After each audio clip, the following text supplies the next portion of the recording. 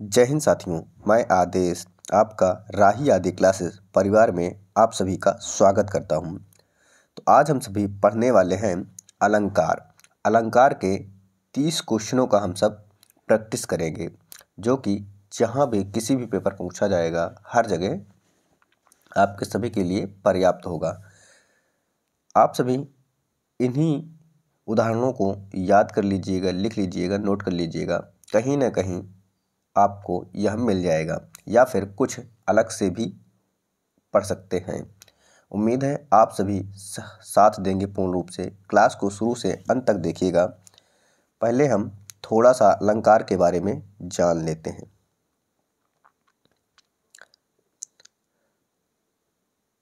अलंकार अलंकार जो है यह दो शब्दों से मिलकर बना होता है। कौन कौन से?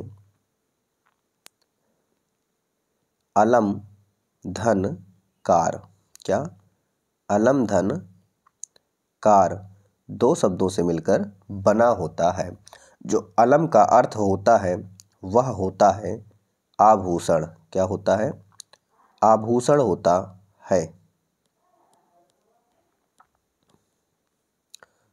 और सॉरी, जो कार का अर्थ होता है वह होता है करने वाला। क्या होता है? करने वाला। इस प्रकार से इसकी परिभाषा क्या होगी कि काव्य की शोभा बढ़ाने वाले शब्दों को अलंकार कहते हैं। काव्य की शोभा बढ़ाने वाले शब्दों को अलंकार कहते हैं। इसके बाद आता है अलंकार के भेद। क्या आता है? अलंकार के भेद। तो अगले पेज पर देखते हैं अलंकार के भेद। अलंकार के भेद। तो अलंकार के जो भेद होते हैं वह 3 होते हैं। कितने होते हैं? 3 होते हैं। लेकिन हमें जो सबसे ज़्यादा पढ़ना होता है वह 2 ही पढ़ना होता है। पहला है शब्दालंकार।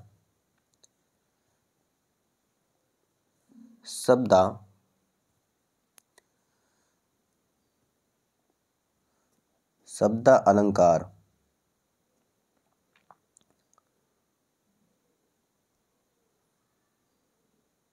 दूसरा आता है अर्थालंकार। क्या आएगा? अर्थालंकार।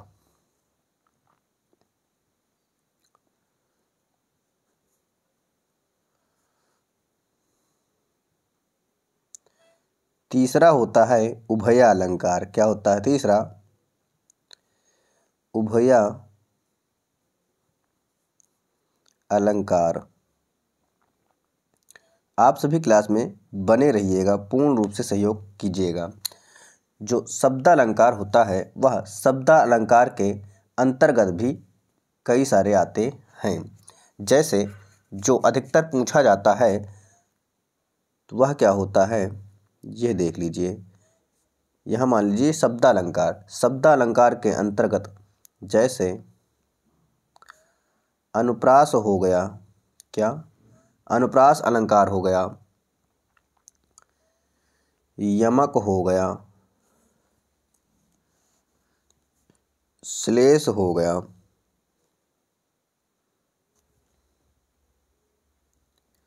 क्या हो गया?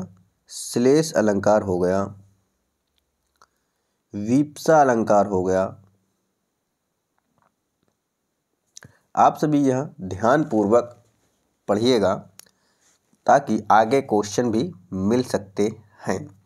इसके बाद है वक्रोक्ति अलंकार। क्या? वक्रोक्ति अलंकार। ये हो गए हमारे शब्दालंकार के अंतर्गत। अब देखते हैं कुछ और। शब्दालंकार के बाद अर्थालंकार। क्या देखेंगे? अर्थालंकार को हम अब देखने वाले हैं। अर्थालंकार को देखने वाले हैं। अर्थालंकार के अंतर्गत अर्थालंकार के अंतर्गत जैसे उपमा अलंकार हो गया, क्या हो गया, उपमा अलंकार हो गया, रूपक अलंकार हो गया, उत्प्रेक्षा अलंकार हो गया, उत्प्रेक्षा अलंकार हो गया, संदेह अलंकार हो गया, संदेह अलंकार हो गया, भ्रांतिमान अलंकार हो गया,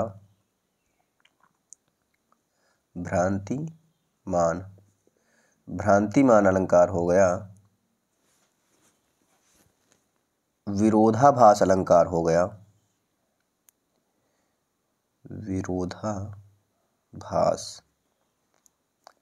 विरोधाभास अलंकार हो गया। और आता है अतिशयोक्ति अलंकार।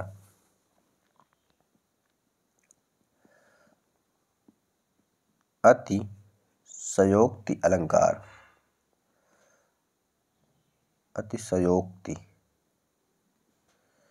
अतिशयोक्ति अलंकार आप समझ लीजिएगा, क्योंकि मोबाइल पे लिखने में थोड़ा सा प्रॉब्लम हो जाती है। एक और आता है विभावना अलंकार। क्या, विभावना अलंकार। तो ये आप सभी ध्यान पूर्वक पढ़िएगा, विभावना अलंकार। तो आज तो हम क्वेश्चन सॉल्व कराएंगे, लेकिन फिर भी आप पूरा अलंकार अच्छे से पढ़ना चाहते हैं तो प्लेलिस्ट बनी हुई है। प्लेलिस्ट में जब आप देखेंगे तो वहाँ से बहुत ही अच्छी तरीके से पढ़ सकते हैं, वहाँ पर अच्छे से पढ़ाया गया है। अब हम चलते हैं अपने क्वेश्चन की तरफ। कहाँ पर, क्वेश्चन की तरफ चलते हैं। तो पहला क्वेश्चन है हमारा कि जिन पंक्तियों में समानार्थक शब्दों या वाक्यांशों की आवृत्ति हो, समानार्थक शब्दों यानी समान शब्दों की या समान वाक्यों की आवृत्ति हो, परंतु अन्वय करने पर अर्थ में अंतर हो यानी अलग अलग करने पर, अन्वय करने पर यानी अर्थ निकालने पर उनका अर्थ में, उनके अर्थ में अंतर हो, तो वहाँ कौन सा अलंकार होता है। क्या, वहाँ पर कौन सा अलंकार होगा। छेका अनुप्रास, लाटा अनुप्रास, सुत्यानुप्रास या वृत्त्यानुप्रास। जो अनुप्रास अलंकार होता है इसके कई भेद होते हैं। क्या, अनुप्रास अलंकार के कई सारे भेद होते हैं।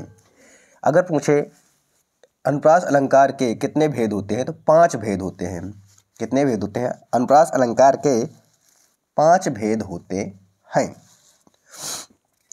छेका अनुप्रास, लाटा अनुप्रास, सुत्यानुप्रास, वृत्त्यानुप्रास दिया गया है। और एक लास्ट में 5वां आता है, इसी में मैं बता देता हूँ। क्या, अंत्यानुप्रास। क्या होता है, अंत्या अनुप्रास होता है। क्या, अंत्या अनुप्रास। आगे ऐसे लिख देता हूँ, बाकी बता तो दिया गया है, अंत्या अनुप्रास होता है। तो ये 5 होते हैं अनुप्रास के भेद। तो यहाँ पर जो राइट आंसर होगा वह क्या होगा, लाटा अनुप्रास हो जाएगा। पूछा गया समान शब्दों या वाक्यांशों की आवृत्ति हो, परंतु अन्वय करने पर अर्थ में अंतर हो, तो यहाँ पर लाटा अनुप्रास होगा। तो हमारा राइट आंसर ऑप्शन बी सही हो जाएगा। क्या, ऑप्शन बी सही हो जाएगा। यह लाटा अनुप्रास की डायरेक्ट हमसे परिभाषा को पूछा गया है, इसलिए ऑप्शन बी सही हो जाएगा। अगले क्वेश्चन पे चलते हैं। अगला क्वेश्चन है, बीती विभावरी जागरी, अंबर पनघट में डुबो रही, तारा घट उषा नागरी में कौन सा अलंकार है। इस पंक्ति में कौन सा अलंकार है हमसे पूछा गया है। बीती विभावरी जागरी, अंबर पनघट में डुबो रही। तो यहाँ पर अनुप्रास अलंकार है, श्लेष अलंकार है, या उपमा अलंकार है, या रूपक अलंकार है। हमें बताना है कि यहाँ पर कौन सा अलंकार है। तो यहाँ पर रूपक अलंकार है। क्या है, रूपक अलंकार है इस पंक्ति में। क्योंकि अंबर पनघट को डुबो रही। रूपक अलंकार में अगर हम थोड़ा सा पहचानना चाहें तो जो योजक चिन्ह होते हैं ये हमें नज़र आ जाते हैं, यानी योजक चिन्ह दिखाई देते हैं। और इसमें जो उपमान और उपमेय होता है दोनों को एक कर दिया जाता है। क्या कर दिया? दोनों को एक कर दिया जाता है। इसलिए यहाँ पर रूपक अलंकार हो जाएगा। ये 100% नहीं लेकिन 99% काम करता है। ट्रिक समझ लीजिए। अगले क्वेश्चन पे चलते हैं। अगला क्वेश्चन है हमारा, माया महाठगनी हम जान, तिरगुन फांस लिए कर डोले बोले मधुरी बानी। तो इन पंक्तियों में कौन सा अलंकार है यह हमें बताना है। तो इस पंक्ति में कौन सा अलंकार है? यमक अलंकार है, उत्प्रेक्षा अलंकार है, या श्लेष अलंकार है, या रूपक अलंकार है। तो माया महाठगनी, जो माया है यहाँ पर माया क्या है? धन से संबंधित है। धन बहुत ठगनी है हम जानते हैं। 3 गुण फांस लिए, यानी 3 गुण जो होते हैं, 3 गुण के यहाँ पर कई अर्थ हैं। कैसे? जैसे सत्व गुण होता है, रज गुण होता है और तम गुण होता है। ये तीनों से बोले मधुर बानी, यानी मीठी मीठी बोली से बोलकर फांस लिए जाते हैं। यानी 3 गुण के यहाँ पर कई सारे अर्थ निकल आते हैं। इसलिए यहाँ पर श्लेष अलंकार हो जाएगा। क्या हो जाएगा? श्लेष अलंकार हो जाएगा।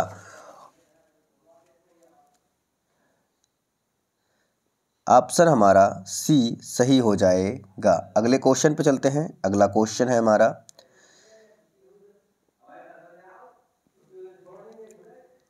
चिरजीवो जोर जुरे, चिरजीवो जोर जुरे क्यों न स्नेह गंभीर, जो घटी ये वृषभानुजा वे हलधर के वीर। तो यहाँ पर भी हलधर शब्द है। क्या? हलधर शब्द एक है। और हलधर के अर्थ देखिए। हलधर, हल को धारण करने वाला। हल को धारण करने वाला कौन कौन होता है? एक तो बैल धारण करता है, और दूसरा कृष्ण के भाई जो हैं बलराम, क्या? बलराम जी, वो भी हल को धारण करते हैं। तो यहाँ पर देखिए एक शब्द के कई अर्थ निकल रहे हैं। वृषभानुजा, वृषभानुजा किसको कहते हैं? सीता जी को कहते हैं। किसको? सीता जी को कहते हैं। और वृषभानुजा यानी बैल को भी कहा जाता है। किसको? बैल को भी कहा जाता है। यानी उस गाय के जो लड़का होता है, उस बेटा, उसको भी कहा जाता है। यानी तो यहाँ पर भी एक शब्द के कई अर्थ निकल रहे हैं। तो राइट आंसर यहाँ पर क्या हो जाएगा? श्लेष अलंकार हो जाएगा। यानी श्लेष अलंकार में क्या होता है कि एक शब्द के जब कई अर्थ निकलते हैं, यानी एक ही शब्द में कई अर्थ चिपके हुए होते हैं, तो वहाँ पर श्लेष अलंकार होता है। सॉरी। अगले क्वेश्चन पे चलते हैं। अगला क्वेश्चन क्या कह रहा है? कंकन किंकिनी नुपुर धुनि सुनी, इस पंक्ति में कौन सा अलंकार है? तो यहाँ पर अंत्यानुप्रास है, लाटा अनुप्रास अलंकार है, श्रुत्यानुप्रास अलंकार है, या वृत्त्यानुप्रास अलंकार है। तो यहाँ पर कौन सा अलंकार है यह आपको बताना है। तो यहाँ पर वृत्त्यानुप्रास अलंकार है। क्यों? क्योंकि वृत्त्यानुप्रास अलंकार में क्या होता है कि जहाँ एक या अनेक वर्ण की आवृत्ति बार बार हो, वहाँ पर वृत्त्यानुप्रास अलंकार होता है। जैसे यहाँ पर का है, फिर का है, का है, का है, इस प्रकार के का वर्ण की आवृत्ति बार बार हो रही है। और यहाँ पर लास्ट में देखें, किसी भी शब्द में ना आ रहा है, ना आ रहा है, ना आ रहा ना, लेकिन इसीलिए वर्ण की आवृत्ति हो रही, तो यहाँ पर वृत्त्यानुप्रास अलंकार हो जाएगा।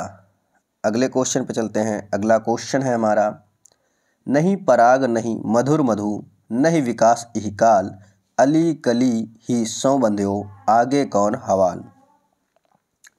तो यहाँ पर नहीं पराग मधुर मधुर, नहीं विकास यानी कवि कहता है नहीं पराग मधुर मधुर, यानी कोई पराग हो, यानी फूल का जो पराग होता है उस पे क्या होता है, मधुर मधुर, यानी मधु जो भंवरे होते हैं वो भिनभिनाया करते हैं। तो यहाँ राजा से तुलना किया गया है कि जैसे भंवरा किसी पराग, फूल के पराग जो होते हैं उसके पीछे भागता रहता है, तो यहाँ राजा से कहा गया है कि राजा की नई नई शादी हुई होती है और वो रानी के पीछे रहता है। तो विकास कहाँ से होगा, नहीं विकास इह काल, तो विकास जो है उसके राज्य में नहीं हो पाएगा। जो अली कली, कली मीन्स पुष्प, मान लीजिए पुष्प होता ही है, और कली मीन्स स्त्री भी हो जाती है जो रानी है, मान लो नई नई शादी हुई है। और अली का जो अर्थ है वह भंवरा भी होता है और राजा भी होता है। क्या, राजा भी होता है, राजा भी होता है। सो बंध्यो कौन हवाल, यानी कि वो बंधे हुए हैं उसमें, ये कहा गया है। तो यहाँ पर राइट आंसर क्या हो जाएगा, संदेह अलंकार, अन्योक्त अलंकार, रूपक अलंकार या अतिशयोक्ति अलंकार। तो यहाँ पर अन्योक्ति अलंकार हो जाएगा। क्या हो जाएगा, अन्योक्त अलंकार हो जाएगा। अगले क्वेश्चन पे चलते हैं। अगला क्वेश्चन है,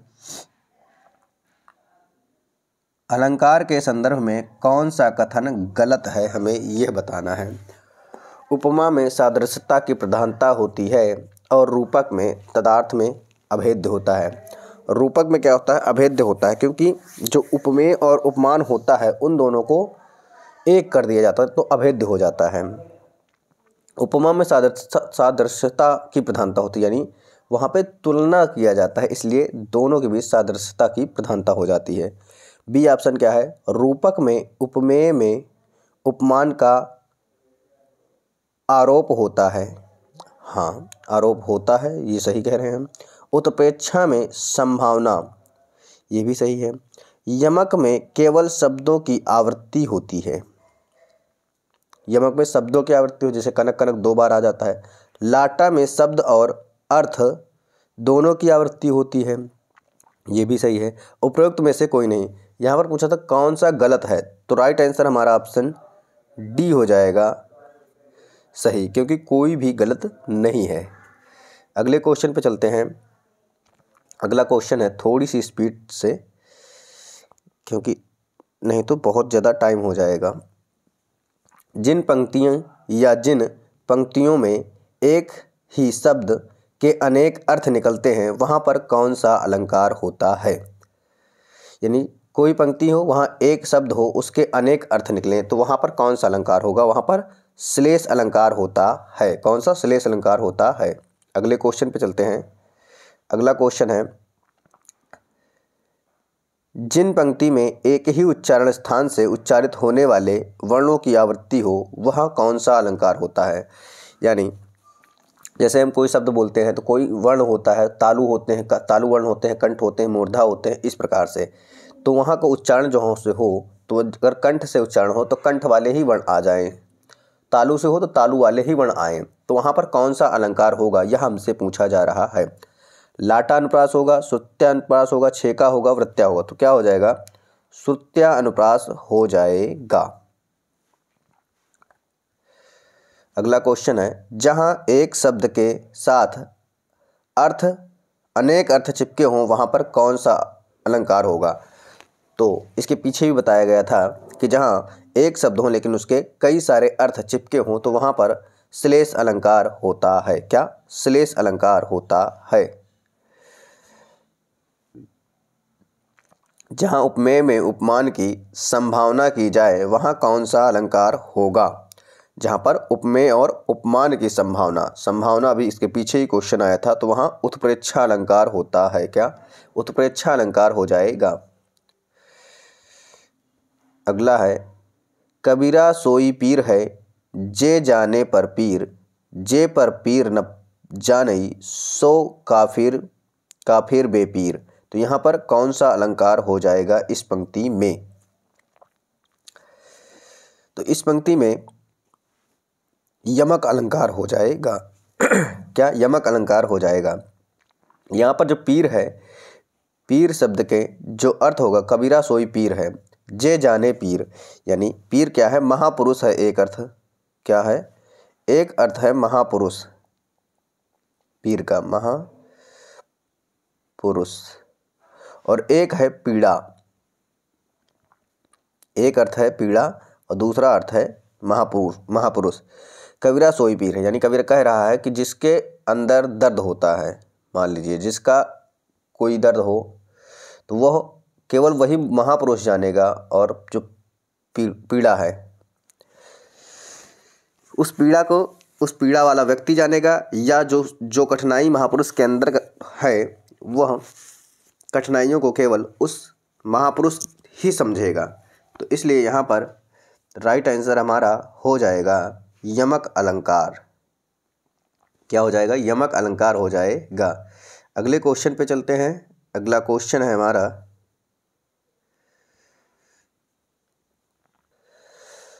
अगला क्वेश्चन है वीप्सा में कौन सा अलंकार है? वीप्सा में कौन सा अलंकार है? शब्दालंकार, अर्थालंकार, उभयालंकार। हमने क्लास को शुरू करने से पहले ही बताया था कि अर्थालंकार के अंतर्गत कौन कौन से आते हैं और शब्दालंकार के अंतर्गत कौन कौन से आते हैं। तो वीप्सा अलंकार अर्थालंकार के अंतर्गत आता है। अगला क्वेश्चन है मो सम कौन कुटिल खल कामी। मो सम कौन कुटिल खल काम में कौन सा अलंकार है? उत्प्रेक्षा अलंकार, विभावना अलंकार, वक्रोक्त अलंकार या उपमा अलंकार। तो यहाँ पर वक्रोक्त अलंकार है। क्या? वक्रोक्त अलंकार हो जाएगा। अगले क्वेश्चन पे चलते हैं। अगला क्वेश्चन है जिन पंक्तियों में एक या अनेक वर्णों की एक ही क्रम में एक बार आवृत्ति हो वहाँ कौन सा अलंकार होगा? तो वहाँ पर 6 का अनुप्रास होता है। क्या? एक ही वर्ण की आवृत्ति एक बार हो तो वहाँ 6 का अनुप्रास अलंकार होता है। अगला क्वेश्चन है तुलसी सीदति निस दिन देखत तुम्हरा निठुराई। इस पंक्ति में कौन सा अलंकार है? तो यहाँ पर आप देख रहे हैं कि ता जो है दंत वर्ण का है, दंत वर्ग का है। ला भी सा दा ता, यानी यह एक ही जगह से उच्चारित हो रहे हैं, जैसे दंत से ही उच्चारित हो रहे हैं। तो इसलिए यह कौन सा अलंकार हो जाएगा? इसके पीछे भी बताया था, श्रुत्या अनुप्रास अलंकार हो जाएगा। कौन सा? श्रुत्या अनुप्रास अलंकार होगा। अगले क्वेश्चन पे चलते हैं। जिन पंक्ति या जिन पंक्तियों के अंत में एक ही वर्ण और एक ही स्वर की आवृत्ति होती है वहाँ पर कौन सा अलंकार होता है? यहाँ पर अंत में बोला गया है। जब अंत में बोला गया है तो समझ लीजिए अंत्या अनुप्रास अलंकार हो जाएगा। क्या? अंत्या अनुप्रास अलंकार हो जाएगा। अगले क्वेश्चन पे चलते हैं। अगला क्वेश्चन है हमारा देख लो साकेत नगरी है यही स्वर्ग से गमन में मिलने जा रही। साकेत नगरी इसको साकेत क्या है? अयोध्या को बोला गया है। क्या? अयोध्या को बोला गया है। तो यहाँ पर क्या अयोध्या नगरी जो है वो स्वर्ग को मिलने के लिए, यानी अयोध्या नगर क्या चलते हुए स्वर्ग को मिलने जाएगा? यह क्या है? अतिशयोक्ति कहा गया है, क्योंकि बहुत ही बढ़ा चढ़ाकर कहा जा रहा है। तो इसका राइट आंसर हमारा ऑप्शन ए सही हो जाएगा। अगला क्वेश्चन है मोम सा तन घुल चुका अब दीप सा मन जल चुका है। इस पंक्ति में कौन सा अलंकार है? यह बताना है।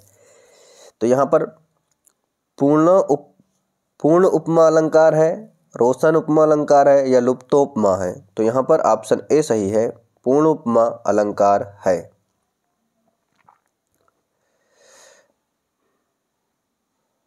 अगला क्वेश्चन है पानी परात को हाथ छुयो नहीं नैनन के जल सो पग धोयो। कहा जा रहा है कि पानी परात यानी पानी और परात को हाथ से छुआ भी नहीं गया और अपने आंसुओं के जल से पग यानी पैर को धो दिया गया। जैसे कृष्ण और सुदामा की जब बात आती थी तो वहाँ जब उनके मित्र सुदामा जी मिलने गए थे तब की बात है। तो यहाँ पर क्या हुआ कि आंसुओं से पैर धोए जा सकते हैं, नहीं धोए जा सकते, इसलिए यहाँ पर अतिशयोक्ति अलंकार हो जाएगा। क्या हो जाएगा? अतिशयोक्ति अलंकार हो जाएगा। अगला क्वेश्चन है, पंक्ति या जिन पंक्तियों में समानार्थक शब्दों या वाक्यांशों की आवृत्ति हो परंतु अर्थ अलग अलग हो, वहां पर कौन सा अलंकार होगा? वहां पर लाटा अनुप्रास अलंकार होगा। यह क्वेश्चन शायद फिर से आया गया था। लाटा अनुप्रास अलंकार हो जाएगा। अगला क्वेश्चन है हमारा, जिन पंक्ति में एक शब्द या शब्द समूह अनेक बार आए किंतु उनका अर्थ भिन्न भिन्न हो, क्या उनका अर्थ भिन्न भिन्न हो, वहाँ पर कौन सा अलंकार होगा? वहाँ पर यमक अलंकार होगा। क्या? यमक अलंकार हो जाएगा।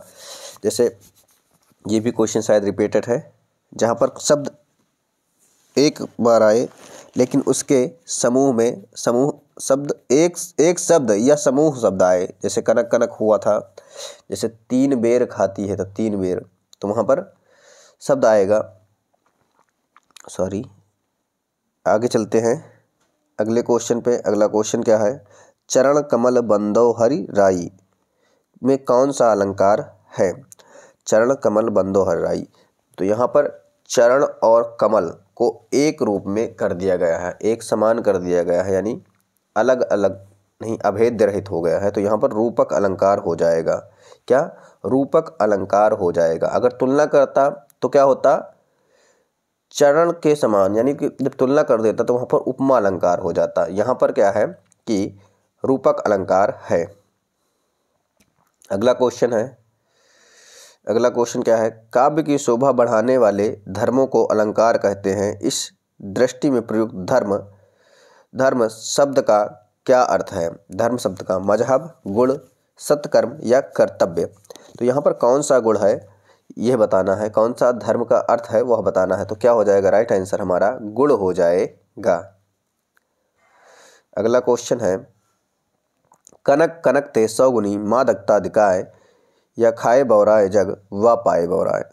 तो यहाँ पर इस अलंकार को आप बहुत ही पहले से, हो सकता है कक्षा 7-8 से ही जानते हैं। तो यहाँ पर सभी जानते हैं कि यहाँ यमक अलंकार हो जाएगा। अगला क्वेश्चन है, तरन तरुजा तट तमाल तरवर बहुछाए झुके कूल सो जल परसन हित मनहु सुहाए। इस पंक्ति के दूसरी पंक्ति में कौन सा अलंकार है? तो यहाँ पर देखिए क्वेश्चन को कैसे पूछा गया है। अगर हम पूछे तरन तनुजा तट तमाल, यही देखेंगे और तुरंत लगा देंगे क्या? अनुप्रास अलंकार, तो हमारा क्या हो जाएगा? गलत हो जाएगा। पहली जो पंक्ति है इसमें, यहाँ पर क्या है? अनुप्रास अलंकार है। क्या है? अनुप्रास अलंकार है। लेकिन जो दूसरी पंक्ति दी गई है उसमें अनुप्रास नहीं है। यहाँ पर क्या है? मनहु शब्द आया है। क्या? मनहु शब्द आया हुआ है। तो दूसरी पंक्ति में हमसे पूछा गया है, इसलिए यहाँ पर उत्प्रेक्षा अलंकार हो जाएगा। क्या? उत्प्रेक्षा अलंकार हो जाएगा। मनु मानो, जन जानो, ये सब उत्प्रेक्षा अलंकार के वाचक शब्द होते हैं। अगले क्वेश्चन पे चलते हैं। अगले क्वेश्चन है, कूलन में केल में, कछारन में कुंजन में, क्यारिन में कलित, कलीन कलंकित हैं। इस वाक्य में कौन सा अलंकार है? तो यहाँ पर आप सभी देख रहे हैं का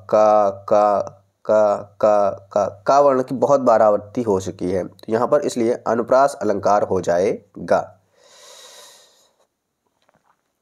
अगले क्वेश्चन पे चलते हैं। अगला क्वेश्चन है, मणि वाले फणियों का मुख क्यों भरा हुआ था हीरों से?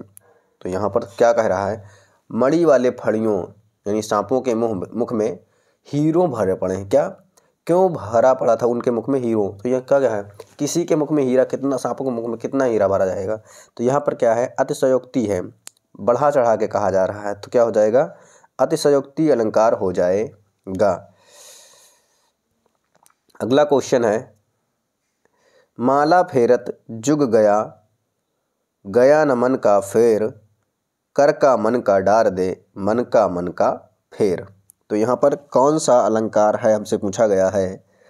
तो मन का माला फेरते यानी माला फेरते हुए युग चला गया, यानी टाइम बहुत चला गया है, वर्ष जो है आते जाते गए। गया न मन का फेर, मन का जो यहाँ मन का जो है इसका अर्थ क्या है? हृदय है। क्या है? हृदय है, यानी हृदय से मन का, हमारे मन के हृदय से जो दिक्कतें हैं, प्रॉब्लम है, समस्याएं हैं, ये जा नहीं रहे हैं। हमारा हृदय कुछ ना कुछ सोचता रहता है, मन कह सकते हैं, हृदय के विकार दूर नहीं हुए हैं। और मन कर का मन का डार दे, यानी यहाँ पर मन का अर्थ जो है वह है मोती है। क्या है? मोती है, यानी मोतियों की माला को फेरते फेरते जुग चले गए हैं और मन ना तो हृदय शांत हुआ है और ना ही और कुछ।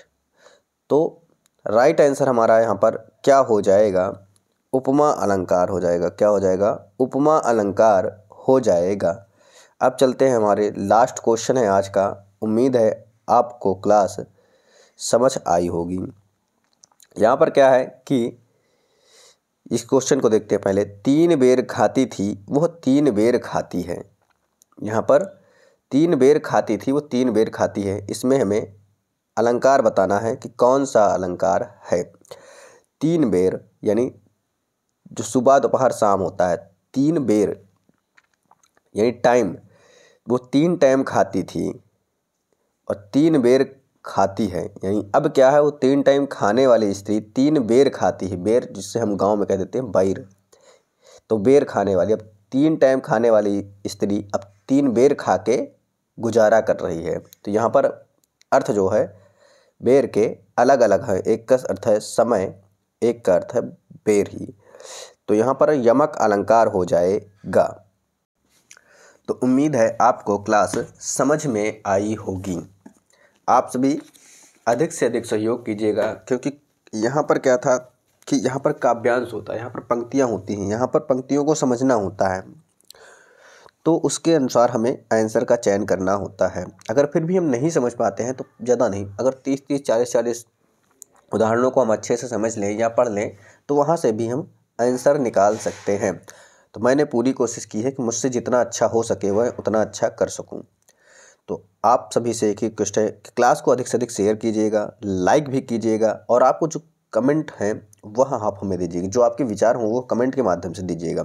कुछ सुधार करना हो या कुछ नया करना हो, कुछ नई जानकारी चाहिए हो तो भी आप हमें बता सकते हैं। मुझसे जो भी हो पाएगा मैं उसको पूरा करने का प्रयास करूंगा। तो आज की क्लास को हम यहीं पे समाप्त करना चाहेंगे। बस आपसे एक ही रिक्वेस्ट है कि आप सभी अधिक से अधिक लोगों को जोड़ते रहिए, चैनल को सब्सक्राइब करते रहिए, ताकि आपका अपना यह परिवार बढ़ता रहे। आप सभी का इस क्लास में जुड़ने के लिए बहुत बहुत धन्यवाद।